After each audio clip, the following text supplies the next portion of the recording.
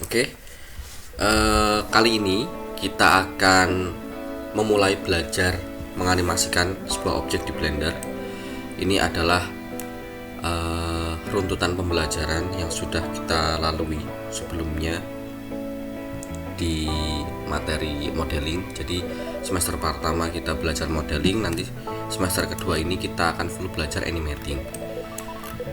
Jadi agar kalian juga nggak cuma paham di bidang modeling saja, tapi juga kalian juga menguasai bidang animatingnya. Nah, sebelum kita belajar animating, perlu kita samakan terlebih dahulu bahwasanya di sini saya menggunakan Blender versi 3,6. Jadi apabila kalian nanti ketika melihat tutorial ini kok ternyata beda, jadi perlu diperhatikan lagi bahwasanya di sini saya menggunakan Blender versi 3,6. Mungkin ada beberapa tools yang berbeda dengan versi Blender yang kalian gunakan. Oke, langsung saja. Ketika kita mulai menganimasikan sebuah objek, kita butuh yang namanya timeline, ya. Sebenarnya timeline itu bisa kita temukan di mana saja di bagian tab Blender. Di sini ada di layout, modeling, ada timeline juga. Nanti kalau misalkan kalian mau tambahkan seperti ini, timeline juga, sculpting mungkin juga ada, ya.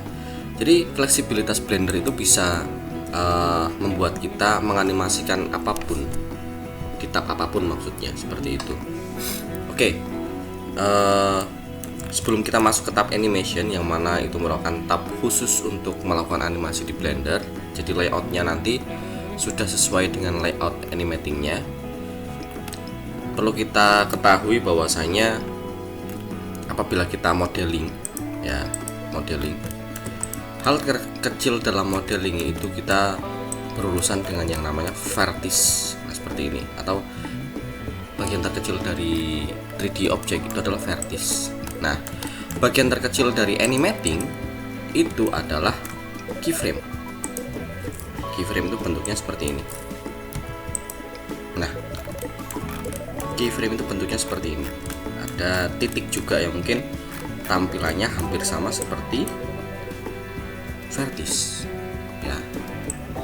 Nah, lebih jauh lagi nanti kita akan jelaskan dulu berkaitan dengan keyframe itu seperti apa. Tapi saya yakin ketika kalian sudah belajar animasi 2 dimensi, kemudian sudah masuk ke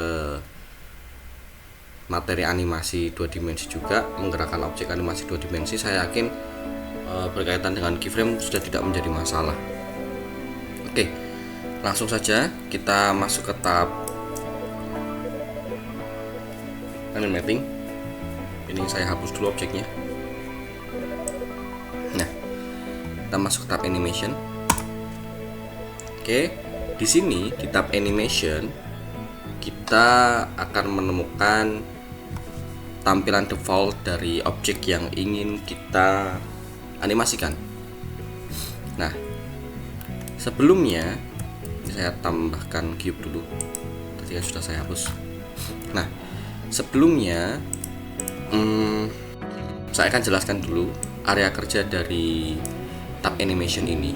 Jadi area kerjanya mungkin hampir sama dengan tab di modeling yang lainnya, di Blender yang lainnya, seperti modeling, editing, kemudian shading dan lain sebagainya.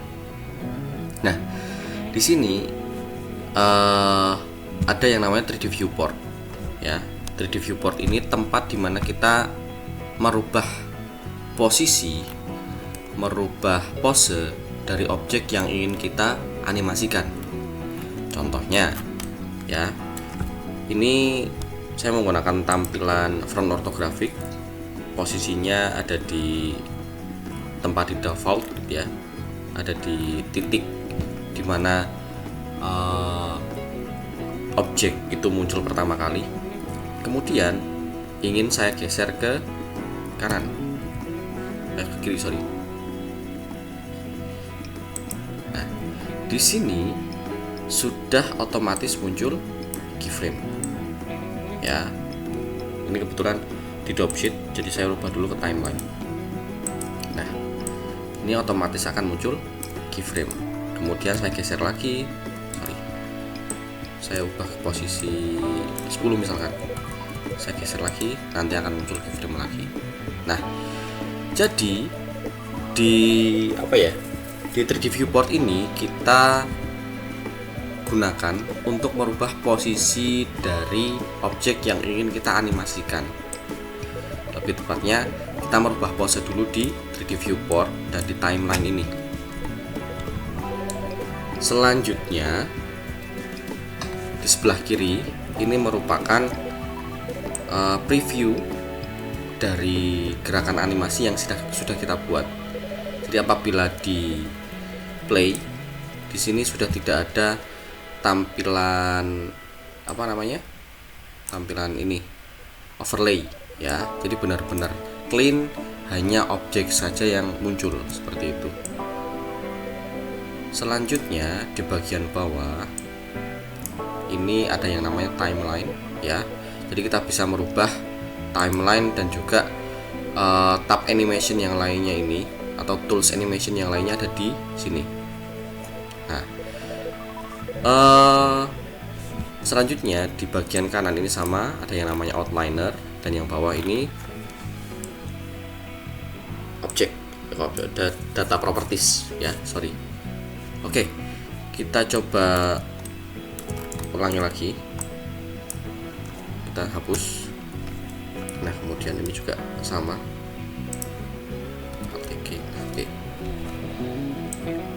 Oke, jadi tadi kita sudah mempelajari bahwasanya ini adalah 3D viewport, tempat merubah pose. Kemudian ini adalah halaman preview. Kemudian di timeline ini merupakan tempat di mana kita menempatkan keyframe-nya ya, ada di frame keberapa seperti itu. Nah, karena sebetulnya sudah punya bekal dalam menganimasikan objek. Kemarin sudah belajar modeling di Blender, itu memiliki workflow antara lain blocking dulu, kemudian melakukan modeling. Selanjutnya setelah objeknya sudah jadi, kalian menambahkan bevel atau edge crease, kemudian menambahkan modifier subdivision surface agar lebih halus lagi. Nah, di animation itu juga sama, ada workflow-nya, dan ini tidak boleh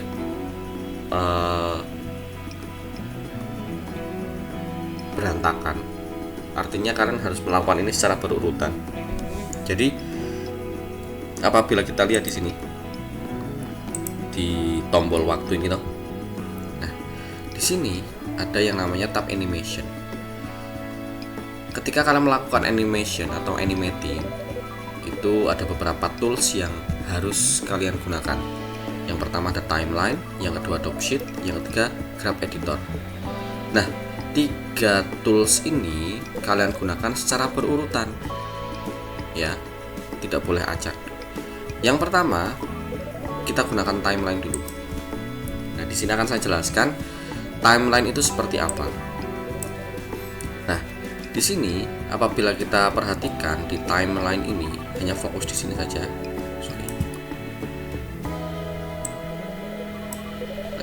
Hanya fokus di sini aja. Ini timeline teman-teman semuanya. Jadi di timeline kita akan menemukan tampilan seperti ini. Nah, biru-biru yang seperti jarum ini namanya playhead ya. Jadi playhead ini merupakan kursor yang menunjukkan kita berada di frame berapa ya. Kursor yang menunjukkan bahwasanya kita sedang berada di frame berapa. Nah, apabila kalian perhatikan di atas kursornya ini, di area birunya ada angkanya. Nah, angka ini menunjukkan kursor kita ada di kursor frame ke berapa. Jadi kita geser aja, nanti kita bisa menempatkan kursor playhead ini di frame berapa. Selain itu, untuk menentukan di mana frame kita berhenti ya, kita juga bisa menggunakan tools yang ada di sini. Ini namanya current frame. Jadi kita bisa klik aja kanan kiri, nanti otomatis playheadnya juga akan berpindah. Misalkan saya ingin merubah framenya ini menjadi frame 200 ya, kita ketik aja, nanti playheadnya juga akan berpindah langsung ke frame 200. Nah, ini penting bahwasanya playhead ini bisa kalian atur sendiri, bisa menggunakan current frame ini atau bisa kalian drag ya, seperti ini. Selanjutnya di bagian kanan ini ada yang namanya rentan waktu frame yang kita gunakan ya. Ini mulainya bisa kita rubah, tapi kalau defaultnya itu dari frame 1 sampai frame 250. Nah, frame ini bisa kita rubah angkanya. Misalkan kita startnya mulai dari frame ke 10, kemudian selesainya di frame 60. Nah, apabila kalian perhatikan di sini ada perubahan area di bagian yang abu-abu ini. Nah, kita cek di sini. Nah, mulainya di frame 10 sesuai dengan rentan waktu tadi, kemudian sampai di frame 60. Nah, ini fleksibel aja, jadi menyesuaikan kondisi, tidak melulu harus dari frame 1 sampai frame 250 saja, tapi kita bisa merubahnya mulai dari frame berapapun sampai frame berapapun, seperti itu. Oke, selanjutnya di bagian tengah ini ada yang namanya auto keying. Jadi auto keying itu nanti kita bisa menambahkan keyframe secara otomatis ketika objek ini kita geser atau kita rubah posisinya.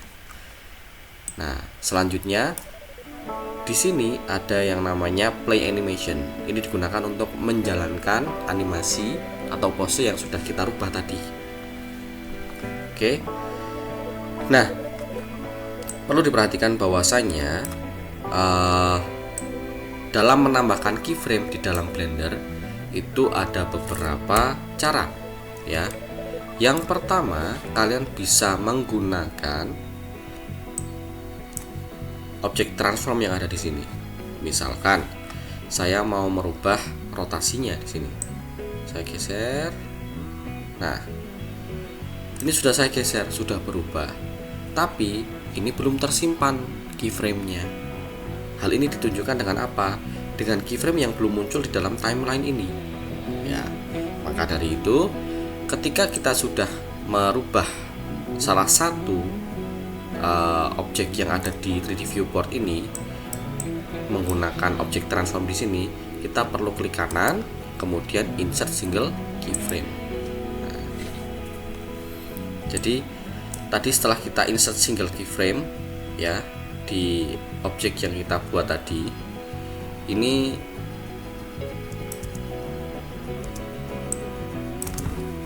sudah menambahkan keyframe di sini ya toh. Selanjutnya kita geser lagi mungkin di frame 60 ya, 60, kemudian saya rubah lagi rotasinya menjadi plus, insert keyframe seperti ini. Ini cara pertama yang bisa kalian gunakan untuk menambahkan keyframe ya. Jadi ini cara yang paling aman kalau menurut saya. Jadi ketika kalian nanti merubah sesuatu, hanya fokus pada axis tertentu aja. Misalkan rotasi hanya di axis X ya, ditunjukkan di sini juga. Nah, ini penting. Selanjutnya cara yang kedua, kita menggunakan auto keying ya. Saya hapus dulu semuanya, delete. Kemudian di sini saya rotasinya jadikan 0 dulu. Nah, default lagi. Yang kedua, kita menggunakan auto keying. Ini tanda auto keying off atau tidak aktif ya. Ketika kita klik, nah nanti akan berubah jadi biru. Ini auto keyingnya tandanya aktif. Jadi seperti yang saya sampaikan tadi, yang mana auto keying itu digunakan untuk menambahkan keyframe secara otomatis selama animator merubah rotasi, lokasi, atau scale dari objeknya tadi. Nah, di sini auto keying sudah aktif. Ya, apabila kita geser, nanti dia akan muncul keyframe di sini. Tapi sebelum kita rubah posisi dari 3D objeknya ini, dan ketika auto keying sudah aktif, kita perlu cek dulu keyingnya di sini. Kita tentukan yang mau kita geser itu apa aja, yang mau kita rubah posisinya, yang mau kita tambahkan keyframe-nya itu apa aja. Jadi klik keying di sini, kemudian aktif keying setnya, kita klik, pilih yang location, rotation, scale, dan custom properties. Ini yang paling lengkap di sini. Tapi kalau misalkan kalian hanya ingin merubah posisi aja, kalian bisa pilih location. Ya, apabila kalian ingin merubah rotasinya aja, pilih rotation. Apabila kalian ingin merubah besar atau kecilnya objek, pakai scale. Ya. Nah, di sini kalian bisa tentukan yang mana keying set yang ingin kalian gunakan sesuai dengan kebutuhan animasi kalian. Ya. Apabila kalian mau menganimasikan objek yang nantinya mau berputar, mau berpindah, kemudian mau membesar atau mengecil, dan segala macam bentuk perubahan bentuk yang ada, kalian pilih yang location, rotation, scale, and custom properties. Klik di sini. Ini tandanya keying setnya sudah aktif. Nanti di summary ini, di objeknya nanti akan muncul semua. Ya, coba kita praktekkan. Nah, ini di frame 1 misalkan. Kita klik di frame 1. Kita rubah posisinya di sebelah kiri. Kita pakai front orthographic.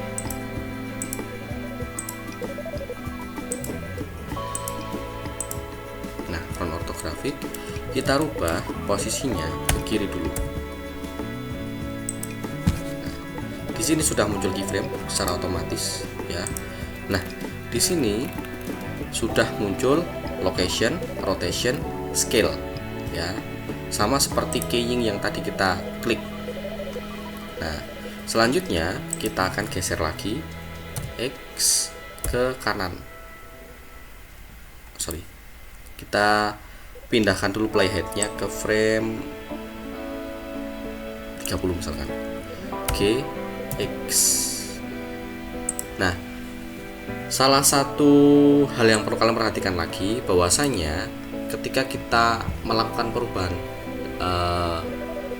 di tab animation, itu menggunakan tools yang sama seperti ketika kalian modeling kemarin.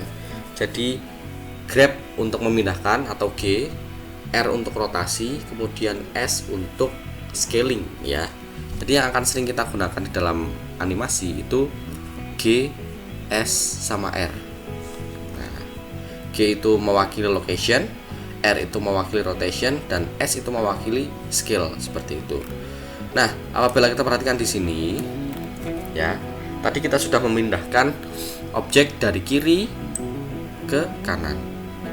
Nah, di sini yang muncul itu ada di keyframe, area keyframe rotation dan scale di sini.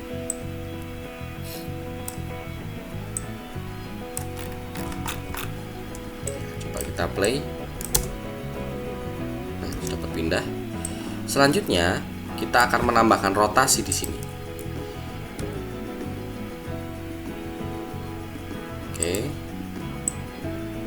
Ini.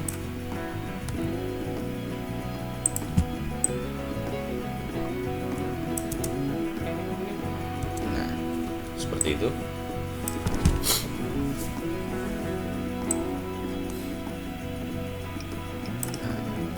Selanjutnya kita akan coba scaling.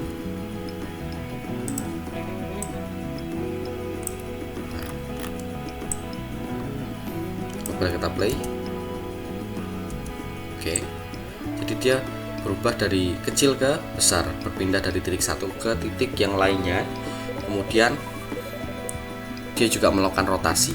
Nah, apabila kita ingin membuat ini menjadi lebih halus lagi, jadi tadi kita sudah mengaktifkan interpolationnya menjadi linear, interpolationnya secara default itu ke konstan ya. Jadi kita akan merubahnya menjadi linear dulu. T, kemudian Bezier. Nah, ketika kita rubah menjadi Bezier, ini akan menjadi lebih halus. Nah, seperti itu. Jadi sudah ada location dan rotation di sini serta scale ya.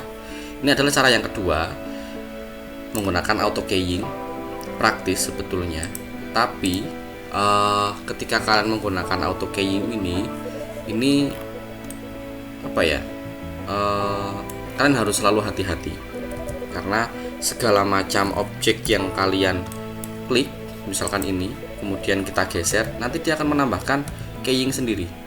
Nah, seperti itu ya. Misalkan kalau saya nggak sengaja menggeser kamera, ya dia sudah ada keyframe-nya di sini.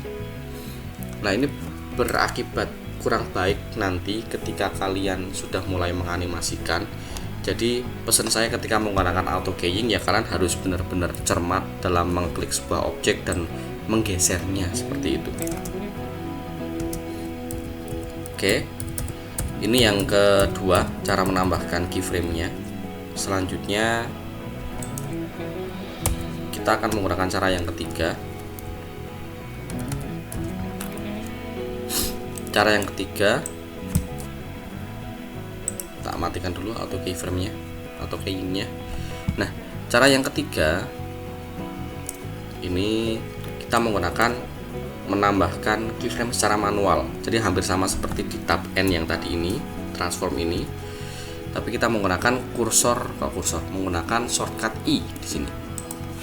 Oke, kita coba dulu. Ini masih kita rubah posisinya di front orthographic. Kita geser ke kiri.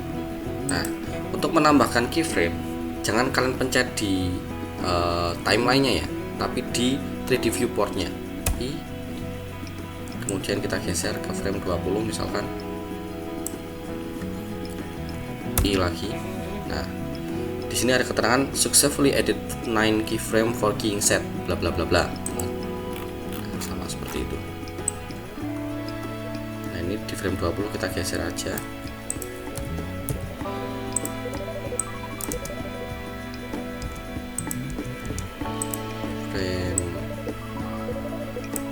Tadi frame 20 belum saya insert keyframe. Nah, seperti ini. Nah, sudah berubah ya. Kemudian langkah terakhir kita bisa ubah interpolation-nya T jadi Bezier biar lebih halus. Nah, seperti itu. Oke, ini materi tentang timeline ya. Selanjutnya kita akan belajar menggunakan Dopesheet dan Gap Editor, tapi sekalian dengan praktek.